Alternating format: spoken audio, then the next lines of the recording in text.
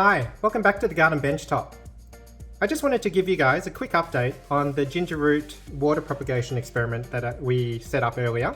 Okay, so it's 3 days after we initially set up the propagation, and I'm excited to tell you that I can already see some activity from the ginger root that we suspended over water. If you have a look here, you can actually see some roots forming. This one you can also see a little bit of activity here. There's some roots starting to form on this nodule as well. Now actually this piece is starting to get a bit of mold on it. You can see there's a bit of discoloration there, and you can actually, I'm not too sure if it's in focus, but you can see there's a bit of furriness there.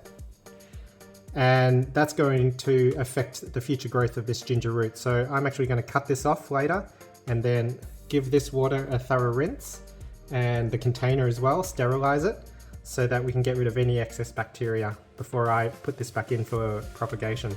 Now I haven't had a chance to check on this one yet, so I'm excited to see what results we have so far given the activity we've seen on this piece of ginger root. And would you look at that? We actually have quite a bit more activity.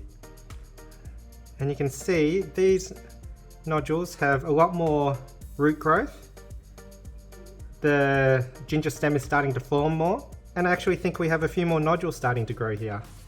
So that's really exciting to see. And it looks like this method of propagation is a lot more effective than the ginger root suspended over water. Look at the roots. And this is just 3 days after. And actually another nodule starting to form.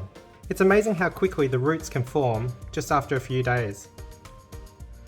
Now, if you recall from the earlier video, this was the ginger piece that was struggling to grow compared to the other one that was growing and had formed a ginger stem that was almost 2 feet in length. I decided to put this one under the tissue just to see what it did, and the growth has definitely accelerated. You can see this piece, this ginger stem, the roots are starting to form and mature, and we're actually getting another nodule here, so that's really great news.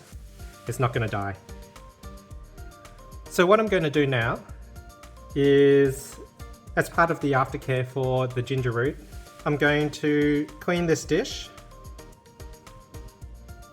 change the water out, sterilize it, and I'll do the same for this one, especially because we have a bit of mold growing. And then I'll replace both containers with some fresh distilled water, and we'll let it continue to do its thing. So fantastic results so far. Let's see what happens in the coming weeks. Happy gardening, guys.